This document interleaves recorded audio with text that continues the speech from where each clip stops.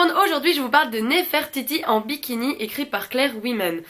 Alors j'annonce tout de suite la couleur, hein, je n'ai pas du tout aimé. Clairement j'ai un gros problème avec la vision. Est-ce que c'est la vision de l'auteur? Est-ce que c'est juste le personnage qui a été rendu comme ça? Hein. Donc en fait on va suivre deux personnages qui vont faire une croisière sur le Nil. Jo et sa mère. Sa mère qui va se fouler la cheville et devoir rester dans le bateau, elle va pas pouvoir bouger. Et donc Jo va faire les lieux hyper touristiques avec les touristes, les visites guidées, les Égyptiens voilà, qui demandent aux touristes de venir acheter des trucs. Et elle va avoir une vision hyper négative de tout ça. Alors c'est ça qui m'a gênée parce que ben oui, on sait très bien que c'est hyper touristique, on sait très bien qu'il y a des visites guidées, que les gens sont très encadrés parce que voilà, il peut y avoir beaucoup de problèmes, hein, c'est quand même un pays à risque. Et j'ai pas du tout aimé cette vision-là, limite ça vous donne pas du tout à aller en Égypte et faire ce magnifique voyage parce que moi j'en ai quand même, j'ai quand même une idée que ça doit être magnifique à faire, quoi, une croisière sur le Nil et...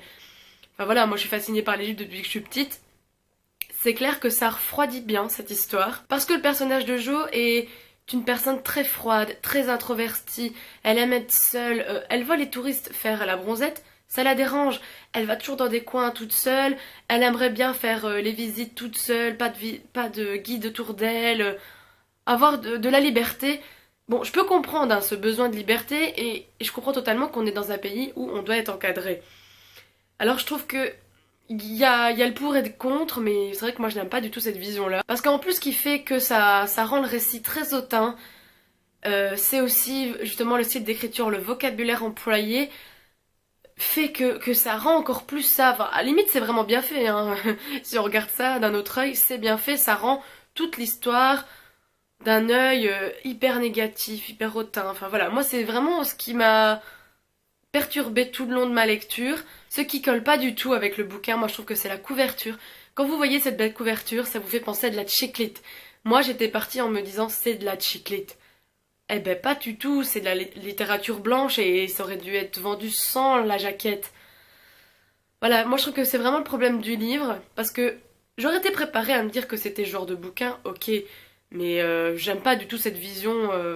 Franchement, ça peut vous refroidir de pas faire ce genre de voyage, hein. Franchement, je trouve ça hallucinant. Le seul truc que j'ai aimé du livre, je pense que c'est le fait qu'il était petit, qu'il se lisait très rapidement, les chapitres étaient courts.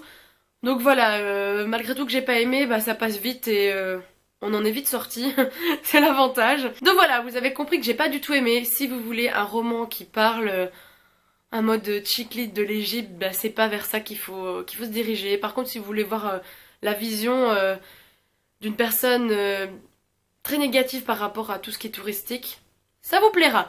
Donc voilà, c'est tout pour la vidéo et on se dit à très bientôt. Salut. Ça y est, je bug déjà.